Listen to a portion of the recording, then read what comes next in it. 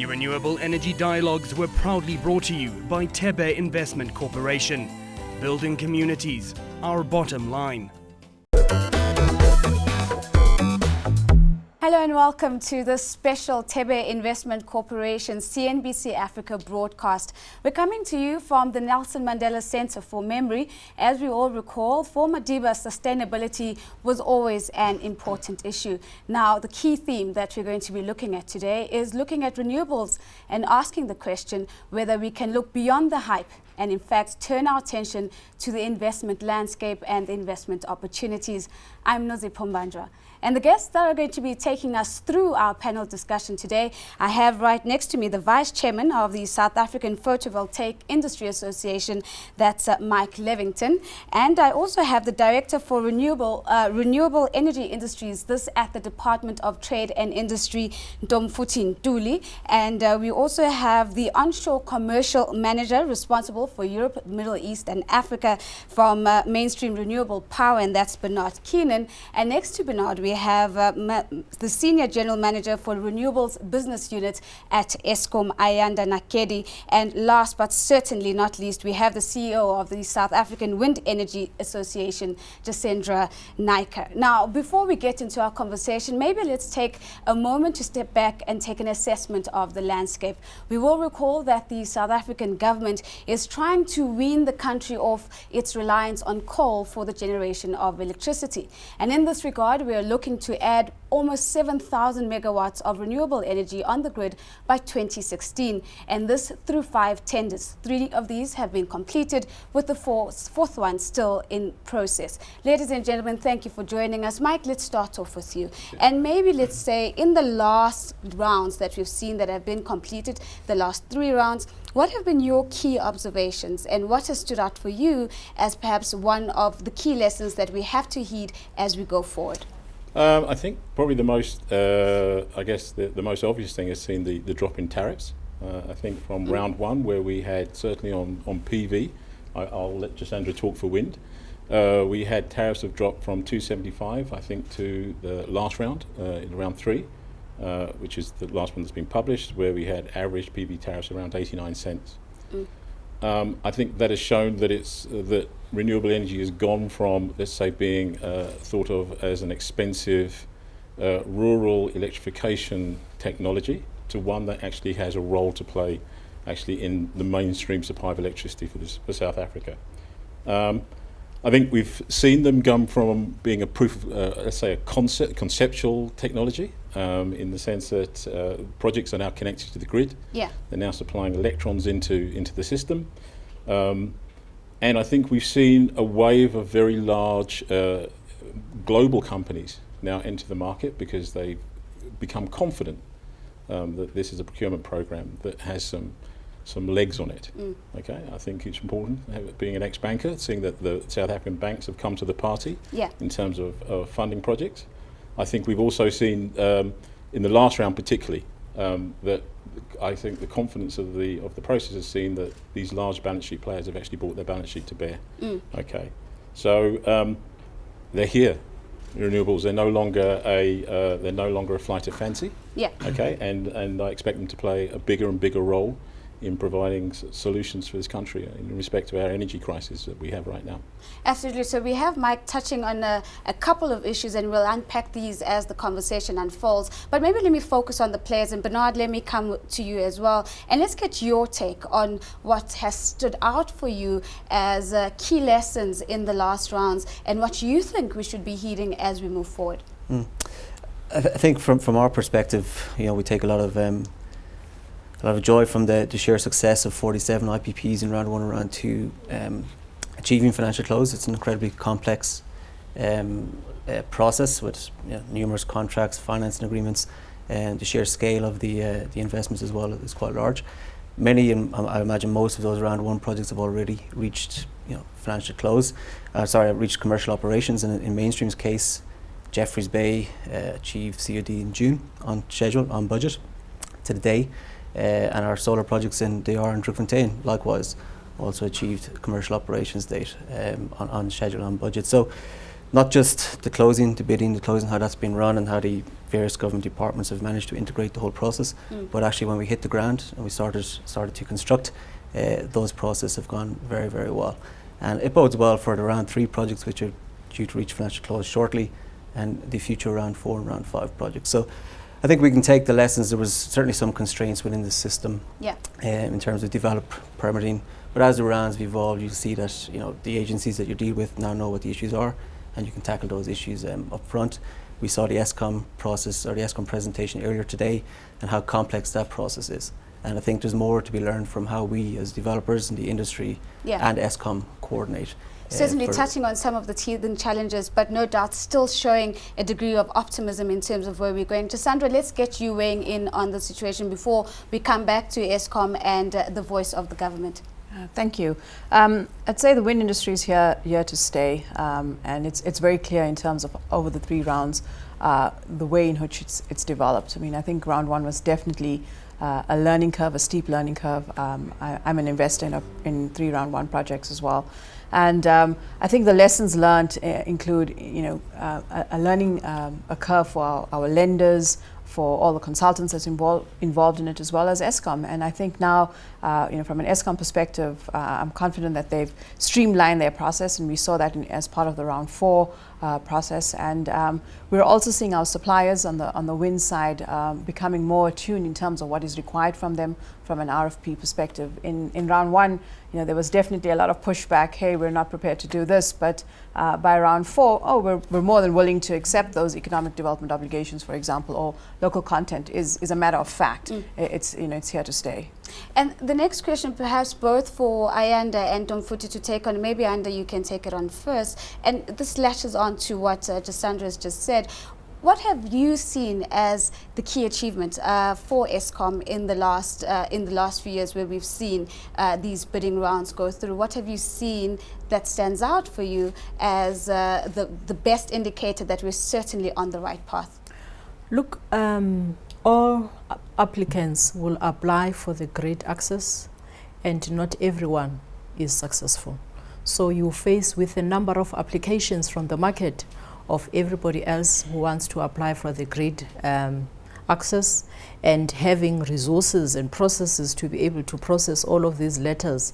But yes, in the end, very few applicants make it, but it's about having capacity to be able to serve the industry.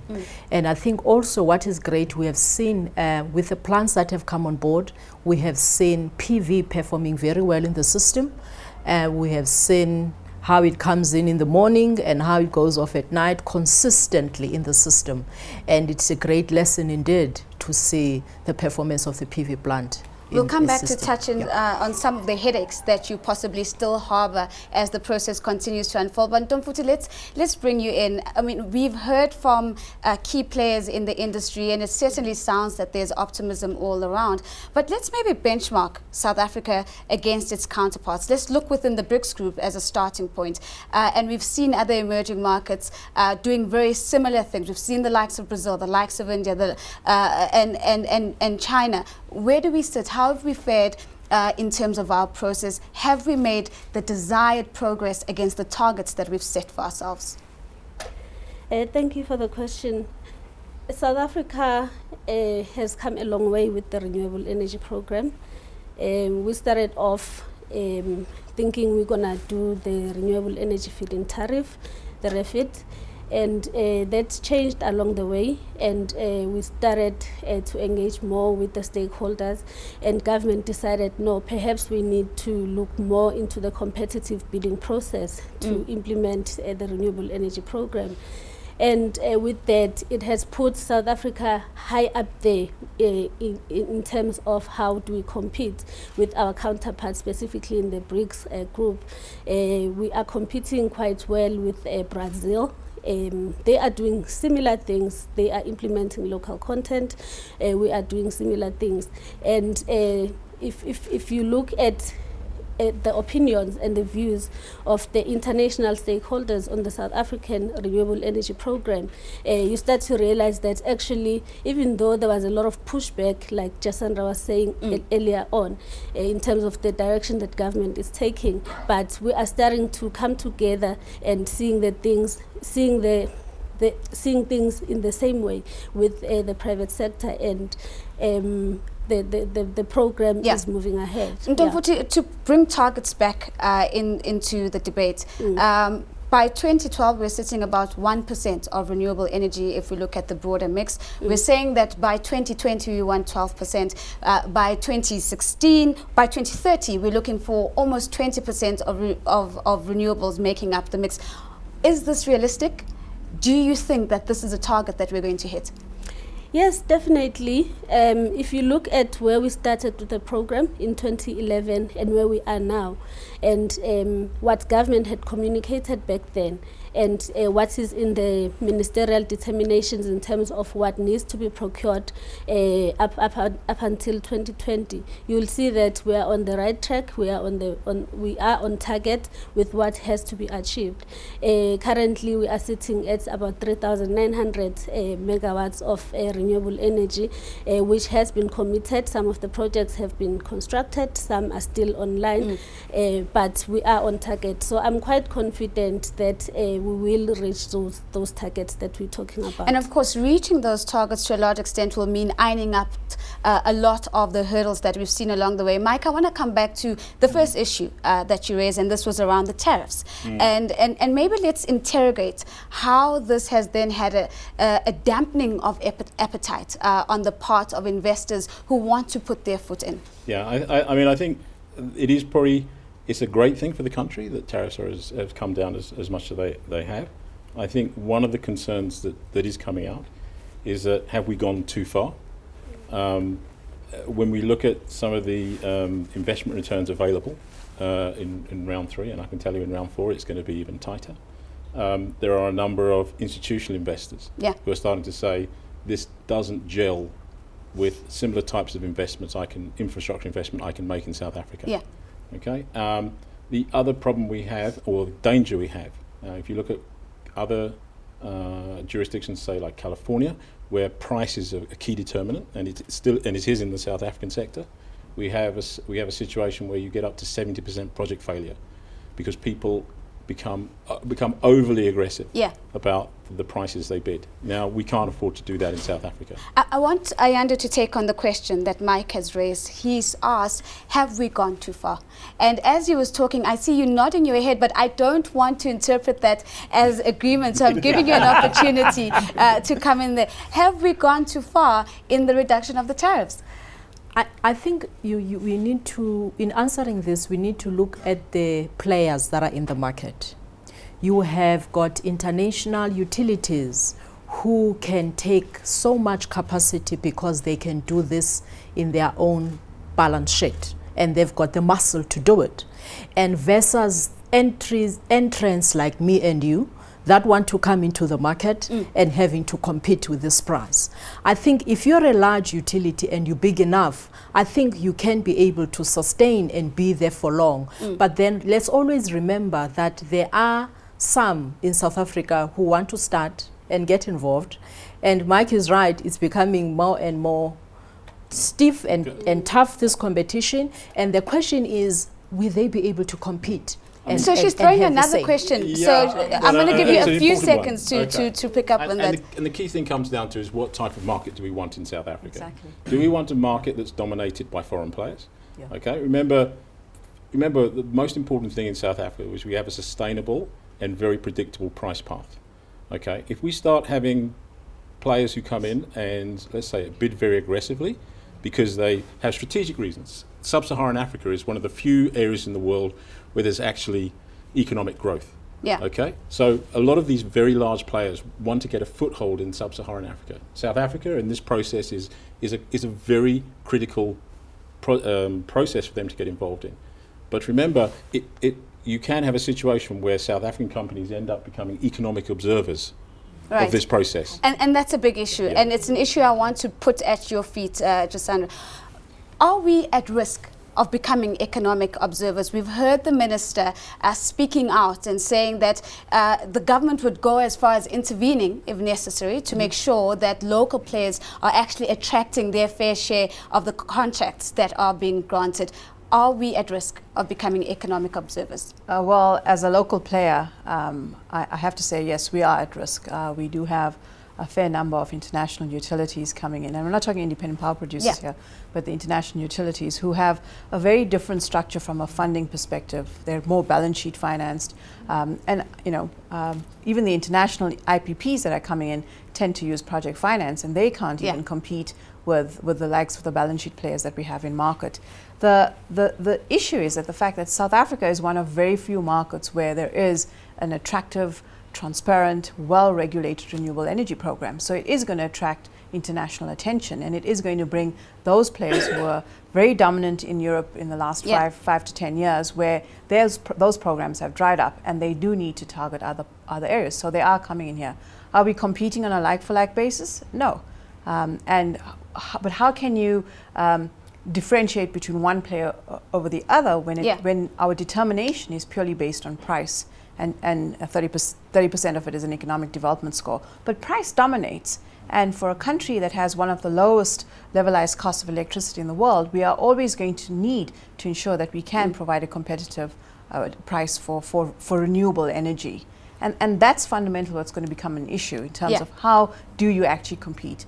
And I mean, if you look at the previous rounds, the competition is not going away. In fact, it's being enhanced. If you look at the number of successful bidders relative to those that compete, the ratio, particularly in solar, if I could say that, is huge. I mean, what we saw in round 1 relative to round 3 is it's unbelievable the amount of interest that's been garnered in this market. Ntomfuthi, I'll come to you because no doubt I'm sure you're packing up all your responses from a government perspective.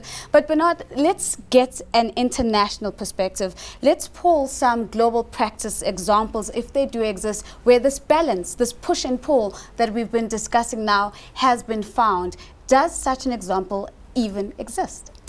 Yeah, there are comparable examples throughout the world, and things vary per country. And initially they will set things up to attract people into the country in the first place. And one of the reasons Mainstream came here in 2009 and started to develop its pipeline was because of the refit program, which was alluded to earlier, which ultimately evolved into the competitive tender.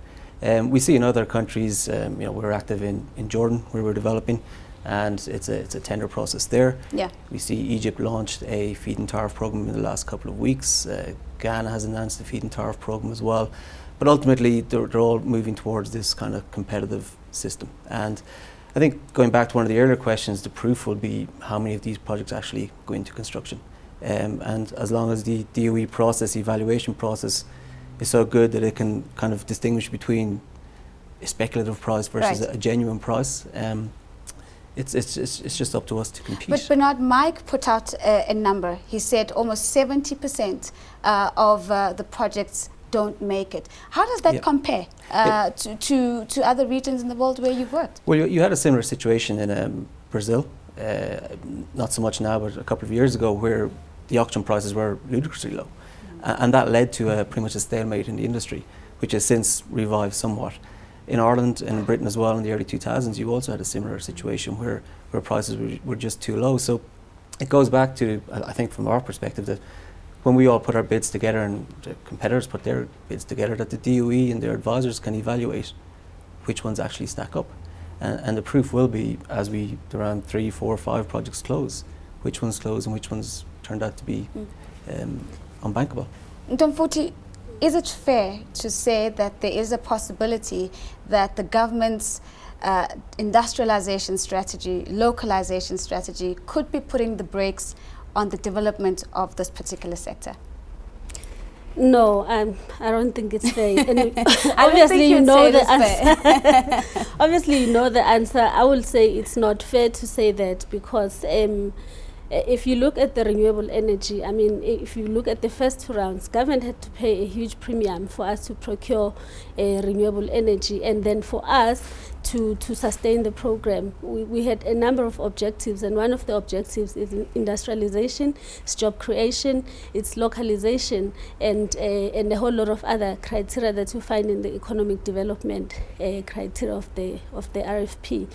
So industrialization will always be a key and in the forefront of the development of renewable energy projects. So we will continue to push for localization. Let's go back to that issue that Jasandra put on the table. She said the players aren't equal, but the playing field, which is judged by price, if I'm quoting you correctly, seems to be equal. Mike, where does this leave us in terms of trying to navigate a field where we're also trying to make sure that we don't become economic observers? Okay, I've got to be careful what I say here now. I think, look, I think, remember, the REIPP process was a great process, or is a great process, sorry, I shouldn't put it into history, in the sense that it helped establish an industry in a somewhat hostile environment. Let's say we are used as a country as having, let's say, industrial type baseload technologies. We like coal, we like pumped storage, we like gas. Okay, and having renewables with all its intermittency and variability, as we were told, needed a very robust project or robust process to establish it, which it has done. It misses out on a couple of things, and I think it's all part of the learning process. Okay, is one, as we found from round 3, grid location has become absolutely critical. Okay, and the REIPP process doesn't be able to differentiate the good places on the grid. It's just price. The other part is what I call price elasticity. We are in a situation in this country where we're about to probably have load shedding for the next 5 years. Okay, the process is unable to identify the value of projects that can connect early. So there are parts of the grid where we can connect projects in 2016, but there are parts of the project that are constrained by the grid that can only connect in 2019. Yet those areas may come in cheaper in terms of a tariff, but actually it's of more value to pay a bit more and actually have a project online in 2016. You know, and remember, if we have no electricity in this country, okay, we have no economic development. Yeah. And that's really what this whole thing is about. Okay, is if we don't have electricity security, okay, we are going to have any ambitions of 5% GDP growth by 2018 go out the window. Okay, so the critical part that we need to look at in terms of our procurement process right now, it's done very well for 3 rounds. It's about how do we now take it on to address the issues that we are facing as a country right now. Bernard, I see you nodding, and is it to reinforce what Mike has said, or is there something additional? No, it's very, very much so we can empathise with that completely. You know, we have projects across the country, many of them fully permitted and to all intents and purposes ready to go, but locked up for one reason or another, be it grid or whatnot. And you know, when we think about the transmission timelines that we referred to earlier, it's going to be some time before those projects see the light of day, for want of a better phrase. So you know, we can fully empathise with that, and it's, you know, we've hundreds of megawatts, gigawatts, which we would love to roll out, which could create plenty of jobs, plenty of industrialisation, etc. But we're hamstrung by whatever the REIPP allocation is that year, and then the other specific constraints to a project. So Sandra, we're about to go into a break, but before we do, let's get you weighing in on maybe the way forward. We've had some degree of discussion about some of the key issues, and we've taken stock in terms of where we are and where we want to go. You raised an issue, of course, that of the playing field, and it raises questions about innovative ways of thinking about funding and financing local players. Maybe let's get your comments on that. Firstly, thank you. On the way to go, as much as I know it was heavily debated, I do think a feed-in tariff program is the way to go. It's a way to create sustainability. I look at it from a supply chain perspective in this country. If we really want to create the industrialization strategy or execute on it, you do need a feed-in tariff program, because what it does allow is it avoids a highly competitive, uneconomical, half-baked project scenario, but moves us into a program where projects on an annual basis can actually come online. They're developed, they can be submitted, they can be applied for, and therefore you know that this industry will be sustainable. And I think that, for me, is what I'd love to see in my lifetime. I do understand that it requires a significant change from a legal perspective, from a regulatory perspective in South Africa. PMFA rules in South Africa don't really allow for it. But if we do want to see sustainability, that's the way to go. Sandra, thank you for joining us. That does bring us to our break, but when we come back, we weigh in on the innovative financing and funding needs that are going to be required as we continue with our renewable energy dream in South Africa. We'll see you right after this.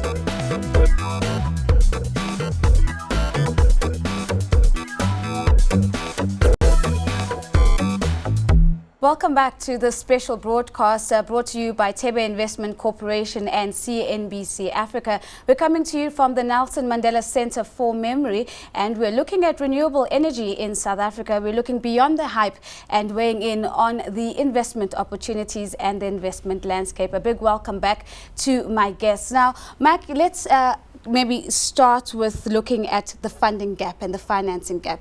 Just last week or 2 weeks ago, we're sitting with the IDC going through their financial results. And when you look at their numbers, you see that a large chunk of the funding has gone to the renewable energy space. From where you sit as a player, have you felt that development finance institutions have plugged the gap that would allow local players to participate meaningfully in the sector? No. I think if I had to give a straight answer to that one, I mean, I think they have played a role in providing debt funding for projects. I think the buzzword that seems to be coming out at the moment is the creation of black industrialists. The problem with that is that, as we were talking earlier, you know, despite all of the support and grants you can give, it comes down to banks and the developmental agencies providing, you know, funding for these type of companies. There are companies out there.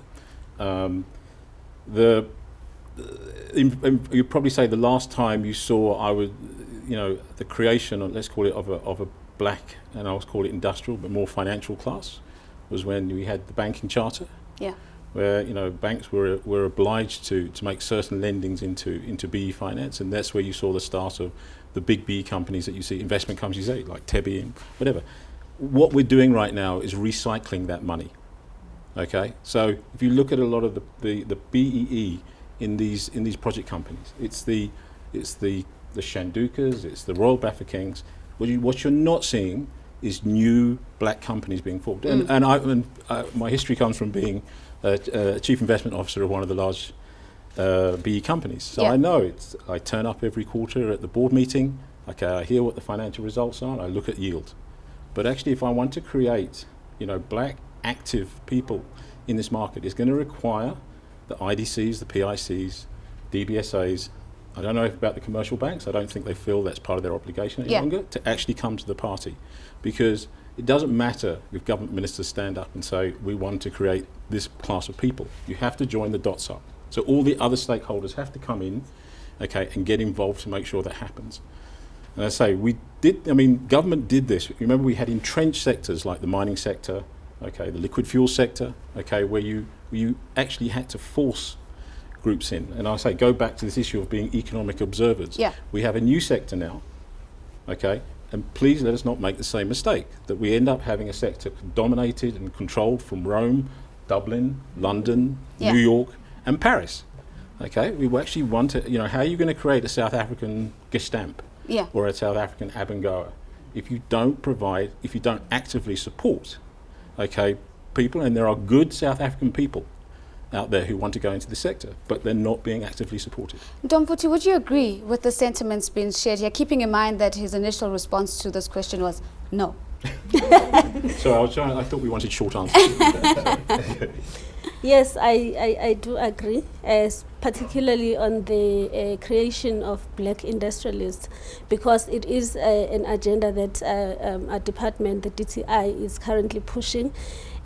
Actually, we've even set a target of creating 100 black industrialists by 2017, and an advisory panel has been established to guide the department in terms of what strategies needs to be put in place to make sure that we realize this target by 2017. And but Mike is quite right. There is a challenge of financing black companies, and also there needs to be a good cooperation, because it need not be just a government initiative, but initiative must also come from the business side, from the black companies themselves. But surely, Ayanda, that we should be thinking about transformation in a broader context. We can't be thinking about transformation within the bounds of these bidding rounds. How do we make sure that the sector as a whole is well positioned to drive transformation that we're not seeing? What one can see in terms of the rounds, in terms of what has been going on, is the absence of the public sector. And I think the WWF also shares this view that in fact we have noticed that the local utility is actually not involved in renewables. And I think currently we're building only 2, and anything else beyond that has not been clarified. And we have got a lot of funding institutions that are government owned. We have got some public sector who have got operating maintenance experience. We have success stories on how public sector has transformed this country. But what we have seen and what we have noticed is the absence of the public sector. Why the and absence? It's not. Why it the is not absence? involved. I think that we haven't still finalized what should be the role of Eskom going forward, given the 2 projects that it has financially it has secured and is currently building, and it has got a lot of lucrative funding that it has. It has not been clarified as to what is the role of the utility going forward. But if you look at what happened with all the other utilities in other countries, their revenue base got affected with the entry of renewables. And it has got a serious challenge to the financial sustainability of the utility if these technologies come in, because you're talking technologies where they challenge the central generation and where people can connect themselves. You have got the mines who could be linked directly with an independent producer. They can just have self-consumption and they can just fund themselves and they can just connect themselves. So this is a real challenge to the local utilities, and it is something that we need to address, the involvement of the local utilities in this market, so that we can help to transform given the mandate that the local utilities have. Bernard, do we have, again, I'll always keep coming back to you for some of those global examples where maybe the proposal that Ayanda is putting on the table has been successfully incorporated and has actually also met some of the transformational targets that we've set as a country? Not so much. I guess probably going back to the original question, innovative financing, we see a lot in Brazil where the BNDES provides, which is a state-owned bank, provides a lot of cheaper funding to participants there. And if you hit a certain local content threshold, your funding can get cheaper. So there's things around that you could link. You could link both of them. And going back again to the references to DBSA and IDC, we found it to be very supportive. I think DBSA have said 6.7 billion so far in round 1 and round 2 is being committed by them. But it's important going forward that their funding kind of reflects as the industry has evolved. We know how to build these things. It's been successful. We know the technology, and funding needs to be cheaper. It needs to go longer, and very much over to the banks for them to be creative in terms of innovative funding solutions, and stand behind those PPAs and come up with something that helps us. As we gear up to move into our Q&A session, Ayanda, I want to come back to you and maybe steal this opportunity to get your voice on what we're seeing unfolding on our doorstep. This is the deal between South Africa and Russia, whether it's a deal or a framework, whatever it is that's on the table. But maybe let's get clarity from you in terms of, should this evolve from a framework into a deal, what would be Eskom's role in that particular space? I always protect myself that I'm a renewable specialist. I'm not a nuclear specialist. But let me just share with you the official view from DOE, that the procurement process will be run by DOE, and DOE is a policy maker in this aspect. And in fact, only thing that has been confirmed is the fact that Eskom will operate and maintain. Otherwise, the procurement process is the responsibility of the policymaker. Does Eskom have the capacity to operate and maintain, in particular, the financial muscle to do so? The financial muscle, no, but operate and maintain, we have got a track record. We have got a KUBEK that's running. So we have a track record in maintaining and operating the plant, but we don't have a balance sheet, obviously, to fund all of that. I'm done being cheeky, so we're going to turn over to our audience now and maybe get a few questions. Maybe let me just get a show of hands who would like to ask a question. We've got a question right in the front. It's the second gentleman, and then a third question on the other side of the room. Please, if you just stand and remind us who you are and which organization you represent and your question. I'm Hani Mamabolo from Thebe Investment Corporation. I have a comment and a question to Mike, wearing the head of Subvia. In my view, the criteria for transformation in the current RFP is set very low, and that's not a question for you to answer because that's for the government to determine. It's more on ownership, not active participation.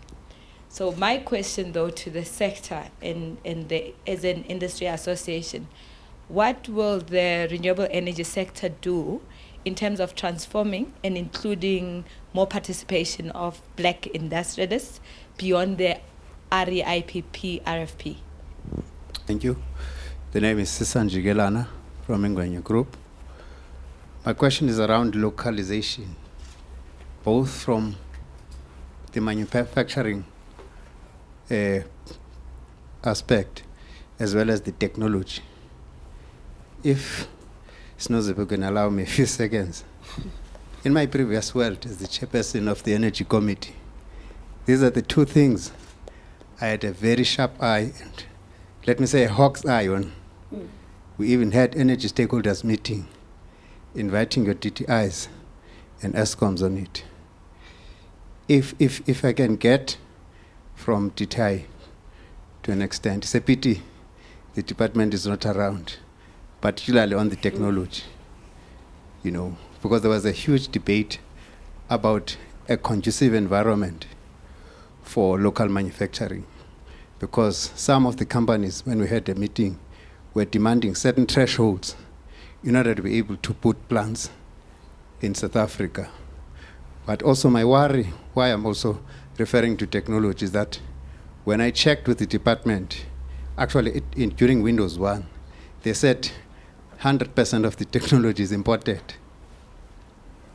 Now my question is, Diaz, you said we shouldn't have a broad, not specific question, is that, has that changed? And to what extent are there attempts to reverse that? Thank you very much, Sisa. You know, to talk about BRICS is to talk about a leadership proposition. We have a responsibility, a particular responsibility to the African continent. And so I'd like to hear from you what your thoughts are in terms of advancing economic development in the context of REAP, so that it starts to reflect something that actually drives development impact and goes beyond a checkbox exercise.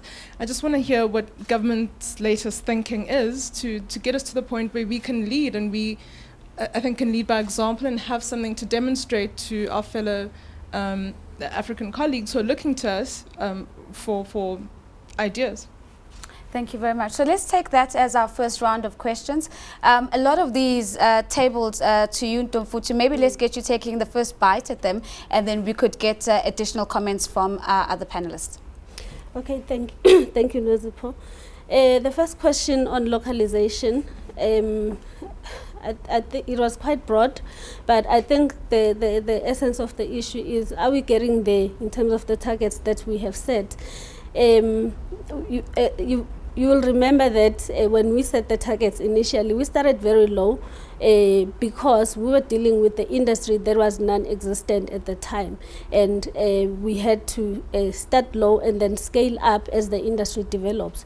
And from the DTI perspective, we have to monitor industrial development and then adjust the localization targets based on the available capacity, because at the same time, we don't want to constrain the program by increasing requirements too high, and at the end of the day, there isn't sufficient local industries to supply, and therefore it kills the program at the end of the day. So we have to play that balancing act. Is there scope to review, though, yes, as we go through this journey? Yes, there is scope to review, because we have one bidding round every year, as you have seen in the previous presentations. So every year we review the local content requirements.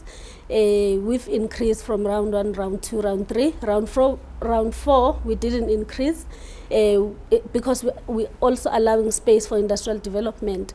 And then in round 5 we are planning to increase the requirements as well. And hopefully we will reach the ultimate levels, the optimum levels, I mean, that we can achieve as South Africa in terms of localization. But we're starting to see some investments in local manufacturing. We have now about 5 solar PV assembly plants. It's not exactly where we want to be, but we're getting somewhere. We have 2 wind tower manufacturing facilities that are being completed now, and will start supplying around 2 projects. So because of the requirements that we have set, we are starting to see these developments. So in a way, we are moving in the right direction, even though we are moving quite slowly, because recently we have done an analysis of the imports of renewable energy into South Africa. We did the analysis of wind, and we did the analysis of solar, and we found that between 2013 and 2012 and 2013, we have imported in excess of $600 million of wind turbines into South Africa, and in excess of $500 million in solar PV. And for us, this is a missed opportunity, because those could have been manufactured locally, but the time frame and the conditions were not allowing us to do that at the time. Let's get a quick way, and maybe Bernard, let me start with you and Ayanda, and then I'll come to Mike. What then should we be doing differently as we move forward? Well, the thresholds have evolved, and keep in mind that the first PPAs weren't signed until November 2011, so it's under 3 years since the first projects entered construction. And we've gone from thresholds of 25% to, I think, 45% local content, with targets of 60 to 65. And we see it ourselves in the tenders that we submit, how our numbers have increased. So people have responded, and they are responding. As it gets more competitive, I can only see it going one way. So it sounds almost like it's a question of pace, Ayanda. Yes, it is a question of pace, but I think when we're talking localization, we need to align it with the financing strategy, because we need some kind of transformation from the financing strategy where they recognize the wind turbines that are manufactured locally, because you still have some financiers who will say maybe it needs to be tested somewhere else before they can start financing that, which then poses a challenge to the one who has set up a manufacturing plant, who in fact needs an order book of 250 megawatts every year. And the question is the market going to be able to fill up his order book and buy from him consistently every year, so that he can be able to be financially sustained, which I think is still a challenge. And some of them were opened, but the challenge is the order book, it needs to be full. And we all need to take this bold leadership to say we will buy these turbines that are manufactured in South Africa, and then so that they can be able to continue. I mean, we meet a lot of them in Eskom that want to partner because they want these turbines to be tested in South Africa so that their order book is full. But it's a challenge that we're still facing, because for those manufacturing plants to be sustainable, they need a certain number of 200 megawatts or so ordered from them every year. So Mike, it sounds like it's about matching demand and supply. Yeah, look, I mean, let's say in SAPVIA, I kind of represent probably over 120 members. So many developers, but also a large number of manufacturers. Sometimes we forget that this industry has only been around for the last 3 years. So we've done well, but we could do much better. The reality of the situation is that, as we said earlier, the REIPP process is highly skewed towards price. Okay, and the reality of it is that for me to produce a panel in South Africa will come in at probably anywhere between 4 to 5 cents a watt more expensive than importing the same panel from China. Okay, so as long as we have a procurement process, okay, that incentivizes you to go for the lowest price, okay, people are going to avoid industrialization. Developers are easy. We follow rules, okay, and we want to be as competitive as possible. Right. So if you want to change the outcome, change the rules, okay? Don't expect us to wake up in the morning and say, let me think about using local panels, right? Because you end up with the the nicest looking headstone in the cemetery. Okay, it's important for us to win projects. Okay, so that's what we have to actually get our heads around, is actually incentivize in a proper way for people to use local content. if you want to change the outcome, you've got to change the rules. Domfuti, let's get you maybe commenting on that final question that we saw, which was about just trying to get an understanding of the latest narrative around using this sector to advance economic development.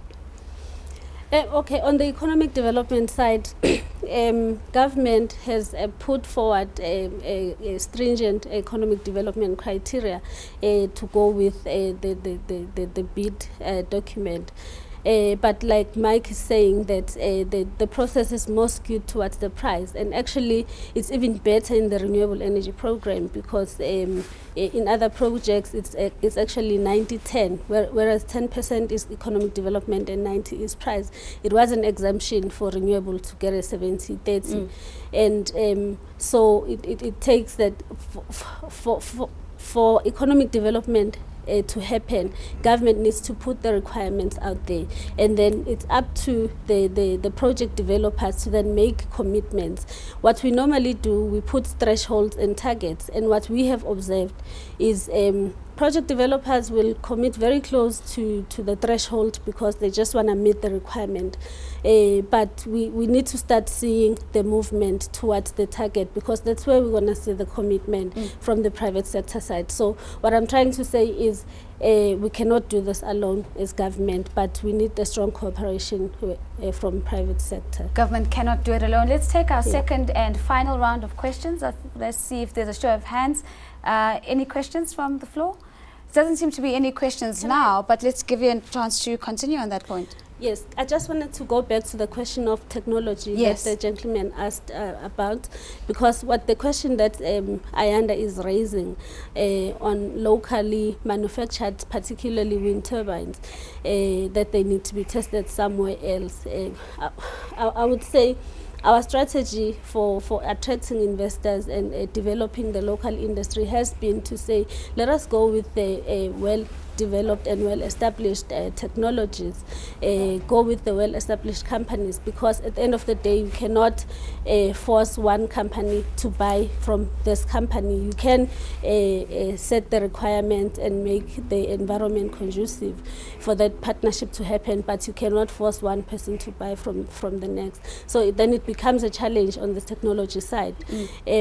Department of Science and Technology are working on a technology localization roadmap, which we hope is going to start feeding into the bidding process, and we're going to start seeing those requirements. Yeah. Just before we wrap, let's perhaps get your final comments. And Bernard, let me start off with you and maybe just weigh in on the prospects for the sector. What do you think is going to be the key determinant of success, even if we've already achieved that, but greater success moving forward? I think it's consistency of allocation as each year carries on. You know, at the moment we see we've sight on round 5, beyond round 5, 6, 7, 8, whatever it might be, how that is going to work out. And developers, suppliers, financiers, etc., all want to see line of sight to continuous output. So you know, to the extent that we have a view on that, and there's megawatts allocated every year, I think the industry here will go from strength to strength.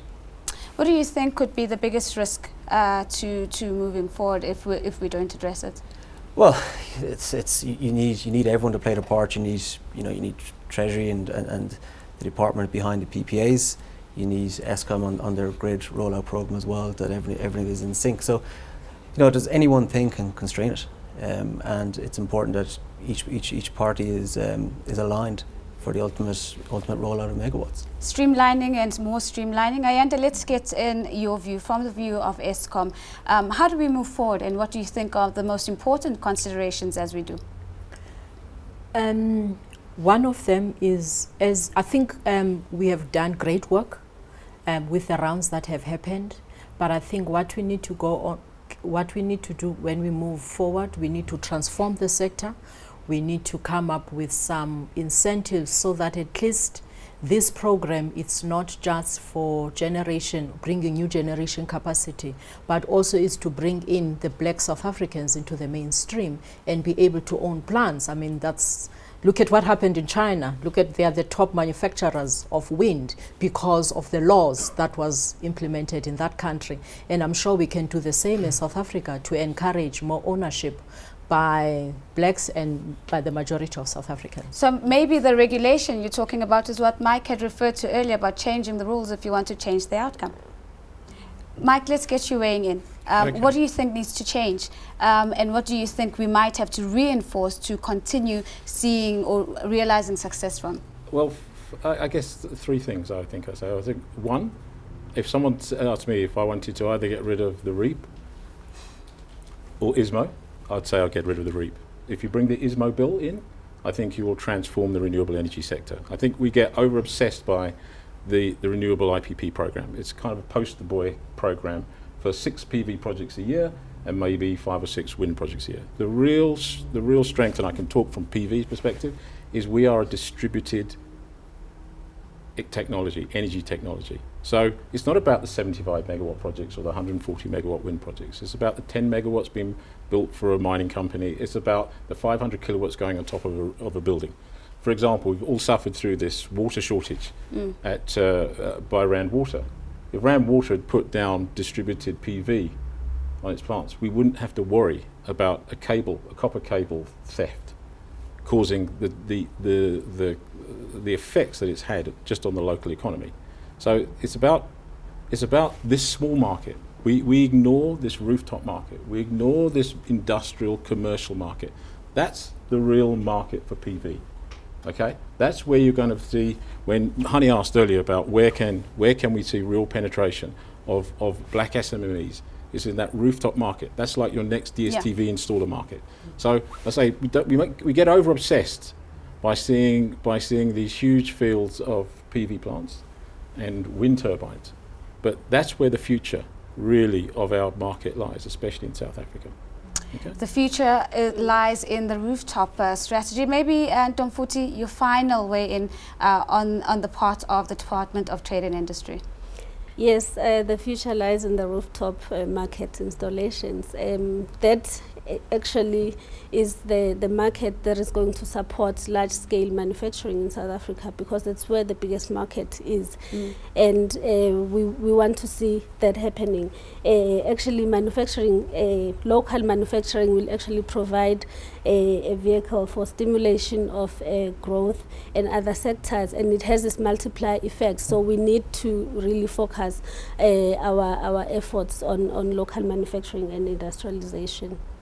And that, ladies and gentlemen, brings us to the end of our conversation. A very big thank you to my guest, Mike Levington, from, of course, the Vice Chairman of the South African Photovoltaic Industry Association, Ntomfuthi Ntuli, a Director at the Department of Trade and Industry, Bernard Krenen from Mainstream Renewable Power, and Ayanda Nokedi representing Eskom. We were coming to you from the Nelson Mandela Center for Memory, looking at the topic of renewable energy beyond the hype and into the investment landscape. For myself, Nozi Pombanjwa, thank you very much.